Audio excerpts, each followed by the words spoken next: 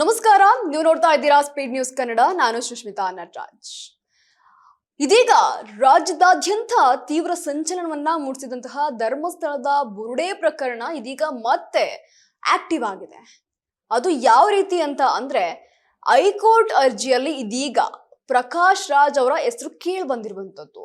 ಇನ್ನೊಂದ್ ಕಡೆ ಈ ಹೆಸರು ಕೇಳಿ ಬಂದ ನಂತರ ಗಾಳಿ ಮಾತುಗಳನ್ನ ನಂಬೇಡಿ ಅಂತ ಇದೀಗ ಟ್ವಿಟರ್ ನಲ್ಲಿ ಸ್ಪಷ್ಟನೆಯನ್ನ ಕೊಟ್ಟಿದ್ದಾರೆ. ಒಟ್ಟಾರೆಯಾಗಿ ಈ ಪ್ರಕರಣದಲ್ಲಿ ಪ್ರಕಾಶ್ ರಾಜ್ ಅವರ ಹೆಸರು ಯಾಕೆ ಬಂತು ಅನ್ನೋದೇ ಇಲ್ಲಿ ಮೂಡ್ತಾ ಇರುವಂತಹ ಪ್ರಶ್ನೆ. ಇನ್ನು ಈಗಾಗಲೇ ರಾಜ್ಯದಲ್ಲಿ ಹಲವು ವರ್ಷಗಳಿಂದ ತೀವ್ರ ಸಂಚಲನವನ್ನ ಮೂಡಿಸಿದಂತಹ ಧರ್ಮಸ್ಥಳದ ಬುರುಡೆ ಪ್ರಕರಣ ಇದೀಗ ಮತ್ತೆ ಆಕ್ಟಿವ್ ಅಂಡ್ ಮುನ್ನೆಲೆಗೆ ಬಂದಿರುವಂತದ್ದು. ಇತ್ತೀಚೆಗೆ ಈ ಪ್ರಕರಣಕ್ಕೆ ಮತ್ತೊಂದಷ್ಟು ಟ್ವಿಸ್ಟ್ ಸಿಕ್ಕಿದೆ ಅಂತಾನೆ ಹೇಳ್ಬೋದು. ಯಾಕೆ ಅಂತ ಅಂದ್ರೆ, ಮಾಸ್ಕ್ ಮ್ಯಾನ್ ಚಿನ್ನಯ್ಯ ಹೈಕೋರ್ಟ್ಗೆ ಸಲ್ಲಿಸಿರುವಂತಹ ಅರ್ಜಿ ಚರ್ಚೆಗೆ ಇದೀಗ ಬಂದಿರುವಂತದ್ದು. ಅದರಲ್ಲಿ ಮುಖ್ಯವಾಗಿ ಪ್ರಕಾಶ್ ರಾಜ್ ಎಂಬ ಹೆಸರನ್ನ ಸೇರಿಸಲಾಗಿದೆ. ಇದು ನಟ ಪ್ರಕಾಶ್ ರಾಜ್ ಅವರ ಹೆಸರೇ ಎಂದು ವರದಿಗಳಾಗಿರುವಂತದ್ದು. ಅದೇ ರೀತಿಯಾಗಿ ಈ ವಿಷಯ ಬಹಳ ದೊಡ್ಡದಾಗ್ತಾ ಇದ್ದಂತೆ ಪ್ರಕಾಶ್ ರಾಜ್ ಅವರು ಇದಕ್ಕೆ ಪ್ರತಿಕ್ರಿಯೆಯನ್ನ ನೀಡಿದ್ದಾರೆ. ಧರ್ಮಸ್ಥಳದ ಧಾರ್ಮಿಕ ಕ್ಷೇತ್ರದ ವಿರುದ್ಧ ವ್ಯವಸ್ಥಿತವಾಗಿ ದೊಡ್ಡ ಮಟ್ಟದ ಸಂಚನ್ನ ರೂಪಿಸಲಾಗ್ತಾ ಇತ್ತು ಎಂಬ ಅರ್ಜಿಯಲ್ಲಿರುವಂತಹ ಚೆನ್ನಯ್ಯನ ಉಲ್ಲೇಖ ಇದೀಗ ಎಲ್ಲರಿಗೂ ಸಹ ಕಾಡ್ತಾ ಇರುವಂತಹ ಒಂದಷ್ಟು ಪ್ರಶ್ನೆಗೆ ಎಡೆ ಮಾಡಿಕೊಟ್ಟಿರುವಂತದ್ದು. ಅದರಲ್ಲಿ ಧರ್ಮಸ್ಥಳದ ವಿರುದ್ಧ ಧ್ವನಿ ಎತ್ತಿರುವಂತಹ ಮಹೇಶ್ ಶೆಟ್ಟಿ ತಿಮ್ಮರೋಡಿ, ಗಿರೀಶ್ ಮಟ್ಟಣ್ಣನವರ್ ಹಾಗೂ ಅವರ ತಂಡ ಈ ಬೃಹತ್ ಷಡ್ಯಂತ್ರದಲ್ಲಿ ಇರಬಹುದು ಎಂಬುವಂತಹ ಅರ್ಥದಲ್ಲಿ ಚಿನ್ನಯ್ಯ ಆರೋಪವನ್ನ ಮಾಡಿರ್ತಾರೆ. ಅದರಲ್ಲಿ ಇದೀಗ ಪ್ರಕಾಶ್ ರಾಜ್ ಹೆಸರು ಕೂಡ ಎಲ್ಲರ ಗಮನವನ್ನ ಸೆಳೆದಿರುವಂತದ್ದು. ಈ ವಿಷಯ ಇದೀಗ ಸಂಚಲನವನ್ನ ಒಂದ್ ಕಡೆ ಸೃಷ್ಟಿ ಮಾಡ್ತಾ ಇದ್ದಂತೆ ಪ್ರಕಾಶ್ ರಾಜ್ ತಮ್ಮ ಎಕ್ಸ್ ಅಂದ್ರೆ ಟ್ವಿಟರ್ ಖಾತೆಯಲ್ಲಿ ಸ್ಪಷ್ಟನೆಯನ್ನ ನೀಡಿದ್ದಾರೆ.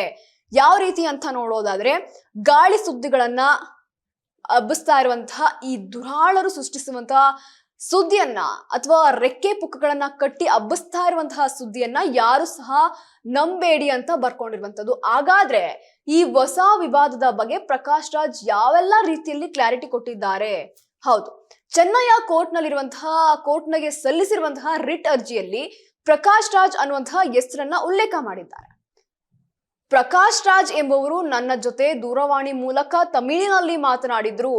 ಈ ಕೆಲಸ ಮಾಡಿದ್ರೆ ಒಂದು ದಿನ ನಿನ್ನ ಬಂದು ಒಪ್ಪಿಕೊಳ್ತೇನೆ ಅಂತ ಫೋನ್ನಲ್ಲೇ ಹೇಳಿದ್ರು ಎಂದು ಇದೀಗ ಚಿನ್ನಯ್ಯ ಅರ್ಜಿಯಲ್ಲಿ ಉಲ್ಲೇಖವನ್ನ ಮಾಡಿರುವಂತದ್ದು.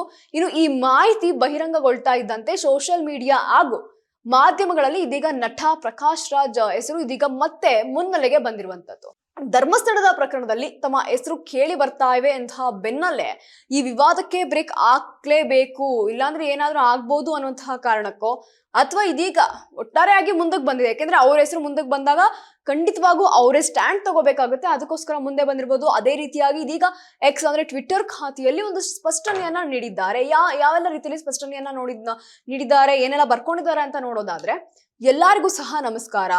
ಮಾಧ್ಯಮಗಳಲ್ಲಿ, ಸಾಮಾಜಿಕ ಜಾಲತಾಣಗಳಲ್ಲಿ ಧರ್ಮಸ್ಥಳ ಪ್ರಕರಣದ ಕುರಿತಂತೆ ನನ್ನ ಬಗ್ಗೆ ಕೆಲವು ಸುದ್ದಿ ಚರ್ಚೆಗೆ ಒಳಪಟ್ಟಿರುವಂತದ್ದು. ಅದೇ ರೀತಿಯಾಗಿ ಇದು ನನ್ನ ಗಮನಕ್ಕೆ ಬಂದಿದೆ.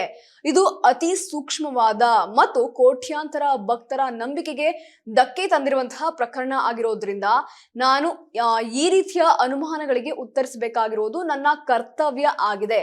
ನಾನು ದೂರಿನಲ್ಲಿದ್ದೇನೆ. ಇನ್ನೆರಡು ದಿನಗಳಲ್ಲಿ ನಾನೇ ಸ್ವತಃ ಬಂದು ಮಾಧ್ಯಮ ಮಿತ್ರರ ಮುಖಾನೆ ಅಂದ್ರೆ ಮಾಧ್ಯಮ ಮಿತ್ರರಿಗೆ ಉತ್ತರವನ್ನ ನೀಡ್ತೇನೆ. ಅಲ್ಲಿವರೆಗೂ ಸಹ ಗಾಳಿ ಮಾತುಗಳನ್ನ ಮತ್ತು ಕೆಲವು ದುರಾಳರು ಸೃಷ್ಟಿ ಮಾಡ್ತಾ ಇರುವಂತಹ ಸುದ್ದಿಯನ್ನ, ಅದೇ ರೀತಿಯಾಗಿ ರೆಕ್ಕೆ ಪುಕ್ಕಗಳನ್ನ ನಂಬಬೇಡಿ ಅಂತ ಇದೀಗ ಪ್ರಕಾಶ್ ರಾಜ್ ಟ್ವೀಟ್ ನಲ್ಲಿ ತಿಳಿಸಿರುವಂತದ್ದು. ಒಟ್ಟಾರೆಯಾಗಿ ಪ್ರಕಾಶ್ ರಾಜ್ ಮಾಡಿರುವಂತಹ ಟ್ವೀಟ್ ನಲ್ಲಿ ಯಾರೋ ಗಾಳಿ ಮಾತುಗಳನ್ನ ನಂಬೇಡಿ ಎಂದು ಇದೀಗ ಹೇಳ್ಕೊಂಡಿದ್ದಾರೆ. ಹೀಗಾಗಿ ಪ್ರಕಾಶ್ ರಾಜ್ ಅಂದ್ರೆ ಬೇರೆ ಯಾರೋ ಇರ್ಬೋದು ಅನ್ನುವಂತಹ ಅನುಮಾನ ಸಹ ಇಲ್ಲಿ ಮೂಡ್ತಾ ಇರುವಂತದ್ದು. ಇವರೇನಾದ್ರು ಯಾವುದೇ ರೀತಿಯಲ್ಲೂ ಸಹ ಸ್ಪಷ್ಟನೆ ನೀಡಿಲ್ಲ ಅಂದ್ರೆ ಎಲ್ಲೋ ಒಂದು ಕಡೆ ಪ್ರಕಾಶ್ ರಾಜ್ ಅಂತ ಅನ್ಕೋಬಹುದಿತ್ತು. ಆದ್ರೆ ಇದೀಗ ಯಾರು ಸಹ ಗಾಳಿ ಮಾತನ್ನ ನಂಬೇಡಿ ಅನ್ನುವಂತಹ ಹೇಳಿಕೆ ಕೊಟ್ಟ ನಂತರ ಇಲ್ಲಿ ಸಾಕಷ್ಟು ರೀತಿಯ ಅನುಮಾನಗಳು ಮೂಡ್ ಬರ್ತಾ ಇದೆ. ಇನ್ನು 2 ದಿನಗಳಲ್ಲೇ ತಾನೇ ಸ್ವತಃ ಬಂದು ಮಾಧ್ಯಮ ಮಿತ್ರರ ಮೂಲಕ ಎಲ್ಲದಕ್ಕೂ ಸಹ ಉತ್ತರವನ್ನ ನೀಡ್ತೀನಿ. ಅಲ್ಲಿವರೆಗೂ ಸಹ ಯಾರು ಸಹ ಗಾಳಿ ಮಾತುಗಳನ್ನ ಮತ್ತು ಕೆಲವು ದುರಾಳರು ಈ ಸುದ್ದಿಗೆ ಒಂದಷ್ಟು ರೀತಿಯಲ್ಲಿ ಪದಗಳನ್ನ ಅಥವಾ ರೆಕ್ಕೆ ಪುಕ್ಕಗಳನ್ನ ಸೃಷ್ಟಿ ಮಾಡಿ ಹಬ್ಬಿಸ್ತಾ ಇರುವಂತಹ ಹೇಳಿಕೆಗಳನ್ನ ಯಾರು ಸಹ ನಂಬೇಡಿ ಅಂದಿರೋದು ಎಲ್ಲೋ ಒಂದು ಕಡೆ ಕುತೂಹಲವನ್ನ ಕೆರಳಿಸ್ತಾ ಇದೆ ಅಂತಾನೆ ಹೇಳ್ಬೋದು.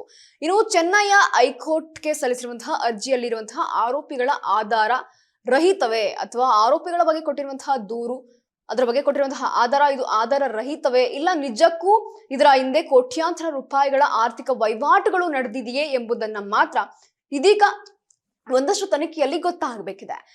ಇನ್ನೆರಡು ದಿನಗಳಲ್ಲಿ ನಟ ಪ್ರಕಾಶ್ ರಾಜ್ ಪತ್ರಿಕಾಗೋಷ್ಠಿಯಲ್ಲಿ ಹೊಸ ಆಯಾಮ ಏನಾದ್ರೂ ಕೊಡ್ತಾರಾ, ಇಲ್ಲೇನಾದ್ರೂ ಬದಲಾವಣೆ ಆಗ್ಬೋದಾ ಅನ್ನೋದು ಇಲ್ಲಿ ಸದ್ಯಕ್ಕೆ ಇರುವಂತಹ ಯಕ್ಷ ಪ್ರಶ್ನೆ ಆಗಿರುವಂತದ್ದು.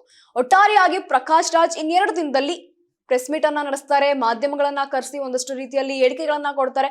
ಅದರಲ್ಲಿ ಯಾವ ಹೇಳಿಕೆಯನ್ನ ಕೊಡ್ತಾರೆ ಅನ್ನೋದು ಮಾತ್ರ ಇಲ್ಲಿ ಬಹಳ ಮುಖ್ಯ ಆಗಿರುತ್ತೆ. ಇದಾಗಿತ್ತು ಈ ಕ್ಷಣದ ಸುದ್ದಿ. ಮತ್ತಷ್ಟು ಅಪ್ಡೇಟ್ಸ್ಗಾಗಿ ನೀವು ನೋಡ್ತಾ ಇರಿ ಸ್ಪೀಡ್ ನ್ಯೂಸ್ ಕನ್ನಡ. ಸುದ್ದಿ ನಿಮ್ಮದು, ವೇಗ ನಮ್ಮದು.